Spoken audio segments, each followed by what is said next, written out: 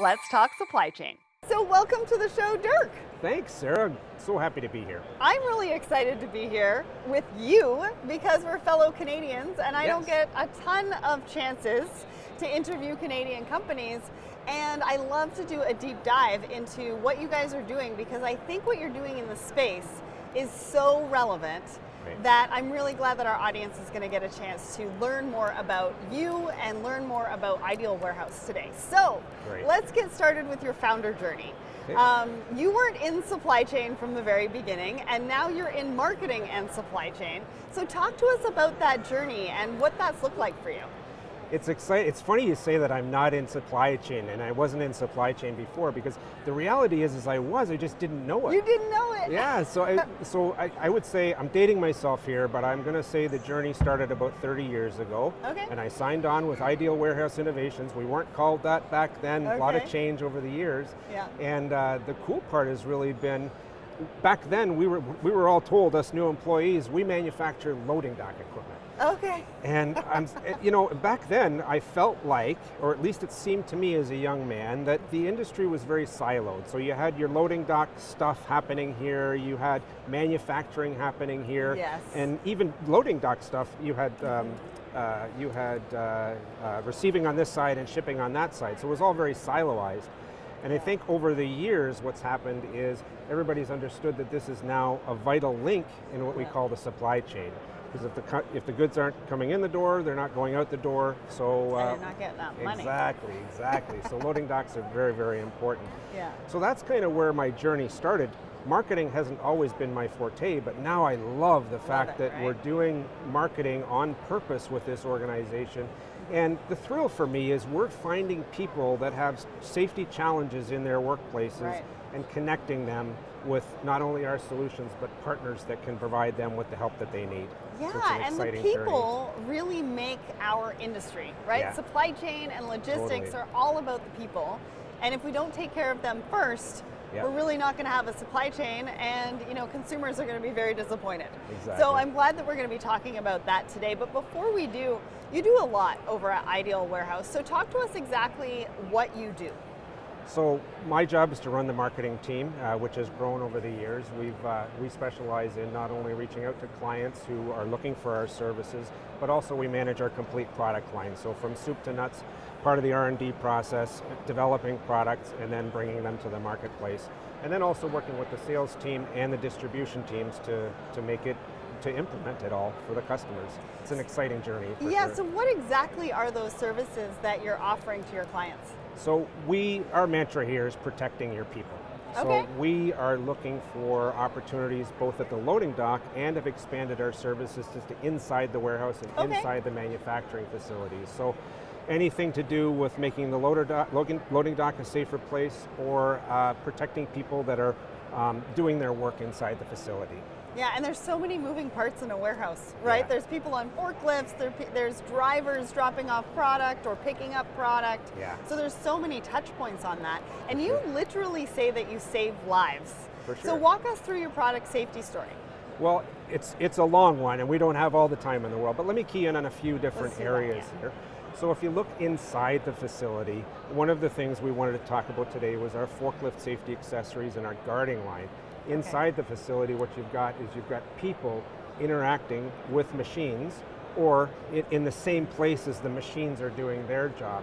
And I see countless facilities that are like that. So one of the simple ways we help is provide guarding systems to help delineate people from things that move and those dangers. So it's a very simple modular design.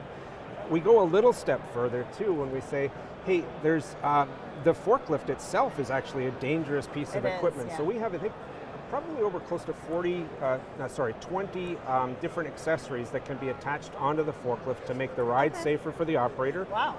And it gives more visibility for the people that are around those forklifts. So everything from warning lights to products that help position the load properly on the forklift or in the rack. Nice. So yeah, so that's one of the areas that we play in. And the sounds, I would imagine, right? Yeah, sure. There's beeping horns everywhere and everything. Yes. That's one of the things that I remember from working in a warehouse, right? Yeah. Is all the sounds and which ones do they actually mean? Because some mean reverse and some mean that they're coming and all of that kind of stuff. So I love that. So we want to talk about some of the products in your wheelhouse that really nobody would expect you to have, or maybe it's something that we don't think about as warehouse operators that are out there on the market that could help us do our job. So talk to us about that.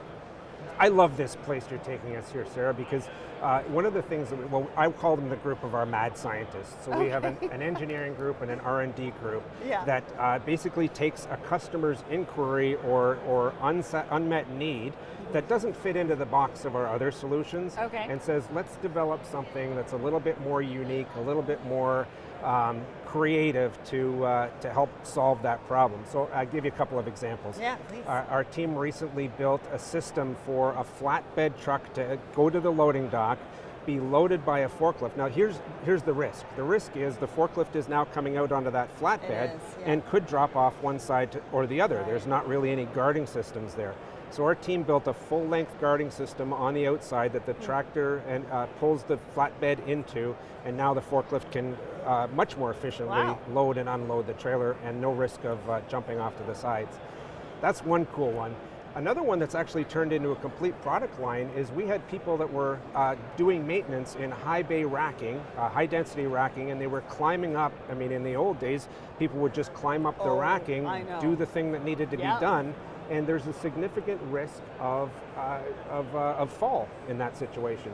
So the industry said, well, let's tie off to the rack system and let's do that. Some industry said, well, you can't do that, so we're not fixing the problem. Right. So you can figure out the conundrum that's created there.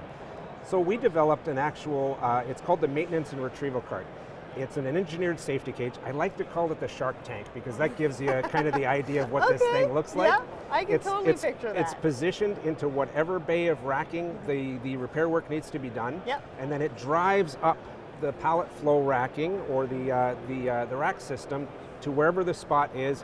The worker is completely safely contained inside the cage. They're tied off to engineered anchor points. They do their work, and the best part is you can get a drill in the hardware store and that powers it because there's no power up there, and it's just like a little train that goes up and down the rack system.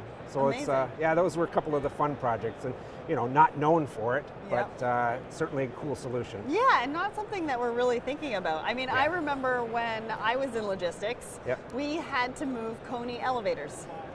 And those were on flatbeds, and we had to use regular forklifts. And our guys were really, really good and really well trained. But I can tell you, we probably should have given you a call because it was not necessarily safe every single time, and they're going out of the warehouse, trying to bring these big, long escalators, in and out of the warehouse. It can cause all sorts of challenges. So let's talk about some of the common challenges that you see that your customers have, when they come to you, or maybe there's some myths within the warehousing space or the safety space that we want to debunk today. Sure. Well, that could be a long answer too, but let's go to something simple. And I think one of the things we talked about earlier on was planning as part of the safety process. And I think, planning that things don't go wrong is a really, really smart move. The second most important move is in a large facility is involving all of the key players in the decision-making process in coming up with the solution, right? Collaboration. I always say collaboration is the future of business. Exactly. Well, I mean, there's people, we've had safety solutions that have been purchased by a couple of people make the decision in the facility, then it gets implemented, and then a challenge is discovered in how that thing is used in their environment. So when you help the entire group get involved, from the people that are using the device to all the way up to the people that are justifying the ROI expenditure, when that whole group comes together and builds that decision together, chances are the solution is much better. Absolutely. So really, when we take the team approach, it's always more successful. So when you're talking to your customers, what's one big area that they're focusing on right now that they've never really focused on before? Because obviously, you've seen a lot. Yes. Being in the industry for as long as you have, and there's been an evolution. Sure. And there's been an evolution really quickly over the last couple of years as well, right? Yes. So what have you seen evolve? What are companies really focused on at the moment? So I'm sure there's lots of ways to answer this question. I'll give you my take on one of them, Okay. and one that we've made a significant investment in to help people with. And that is, pre-pandemic, we talked about the toxic workplace fumes, manufacturing processes that are creating fumes, dust control and things like that in facilities. Yeah. Well, okay, now we get into a pandemic situation and it's a whole new conversation. And it's not that those things have gone away, those are still needs. Yeah. But now we get into a place where people are saying, wow, the air that you and I exchange potentially has viruses, it has bacteria, and all kinds of other things in it that we necessarily don't want to have communicated per se, right? So one of the things that we've done, and it was really cool, we found a study, and there's lots of studies out there, but the White House commissioned a study by Berkeley Labs, and they found that 30% less illness happens when the workplace's air has been cleaned. Oh, wow. And if you That's think a pretty big number. Well, yeah, and you think about how many employees are in an organization, and you think about the sheer dollars that we're talking about here. So it's a really important topic. Yep. So we ended up partnering with a couple of great organizations to launch a complete line of air filtration systems. Okay. And it's led by a product we call the Atomic Air. And I like the name. I know, it's a cool name, right? And it's basically a 4 foot by 4 foot by 8 foot box that is rolled into a facility, plugged in, and suddenly it starts filtering the air. Okay. So what it does, and it does a couple of things. It filters the air so it's a cleaner place to work. But a couple more things are, because it sucks the air through the filters in the bottom and expels it through the top, it's actually doing what we call destratifying the air. Okay. So you've got all kinds of hot, heated air accumulating at the top of the facility. It's not being used down here where it needs to. So when you do this cycle, suddenly you're now bringing air to the people that need it and conditioned air to the people that need it. And there's energy savings in there. So you've got the ROI of the less illness, and you've also got the ROI of energy savings. It's like a win-win-win for everybody. Totally, yeah. Yeah, we're having a lot of fun with that line and talking to a lot of people. It's pretty cool product line for us. Yeah. So talk to us about onboarding a client, right? Because if I'm in the audience, one of the biggest questions is, who do I need to get involved? How long is this going to take me? Right. So talk to us about what that looks like. I think there's two kinds of people that come to us. There's people that have done a lot of work and homework, and I mean, let's face it, there's information out there everywhere for people to digest, not just from our company, but from others in the same space. So a lot of people come to us already educated. Those people can come to our website, they can peruse our offering, there's web tools there that can guide them to potentially the right solution, right? And then they can come connect with us. At that point, and in the other point, which is, I don't know what to do here, let me make a call, right? We take those calls too. In either of those cases, we're going to learn more about that company and those needs that they have, and then we're going to help them with the solution and then connect them with one of our trusted partners who will then go and take care of a turnkey service of installation and service of the equipment if it needs it. Yeah. And so that's kind of how we do. Easy peasy. Now, if I'm sitting in the audience and sort of wondering what I need to look like to be an ideal client for you, is there a geography location? Is there an industry? What questions maybe am I asking myself that would lead me to want to pick up the phone and call you? Okay. I would say, first of all, the people that we work most closely with and the people that appreciate our solutions most are those that have a deep safety culture. Right. So if every day they wake up and people in the facility are saying, how can I make this a better place to work? Those are great clients for us. If they have multiple dock positions in large facilities, then that's a really perfect match, right? So I would say those are the key people. But we work globally, mostly in North America, of course, but certainly have a good footprint. Yeah, and what kind of questions am I asking myself? Like, I know that if you've got a really big safety culture, that makes sense. But if I don't, but I have concerns, what questions am I maybe asking myself to be like, ideal client or ideal warehouse, I need to give you a call? Right. I would say we focus on two spaces. In other words, I have a loading dock issue or I have an in-plant issue whereby somebody's going to hit something or be hit by something. Shouldn't really be doing this. Shouldn't really, yeah, exactly. Or something that you're looking at a situation and saying, hey, I don't think this is the right approach. This doesn't I could do it better. Yeah, there's got to be a better way, kind of thing, right? So those kind of questions really say, okay, now I know what space I'm in. I'm going to contact Ideal Warehouse Innovations, and we're going to figure it out. Yeah, and really give you a call. And you don't need to have all the answers before you call, or if you're in the audience, call Ideal Warehouse, right? Exactly. Because you could call and just be like, listen, this is not sitting right with me, or I think we need to make some changes. Right. What do you suggest? And you would do a consulting call, I would assume. For sure. Yeah, absolutely. Great. So you've run us through a couple of examples within this interview already. Yeah. Walk us through one where a customer came to you with a specific challenge. Yeah. Tell us about the solution that you provided, and then what exactly was the ROI and benefit? Gotcha. So this is a bit of a tragic story that has a really good outcome, in my opinion. Okay. So it's a large automotive manufacturer came to us with a huge problem.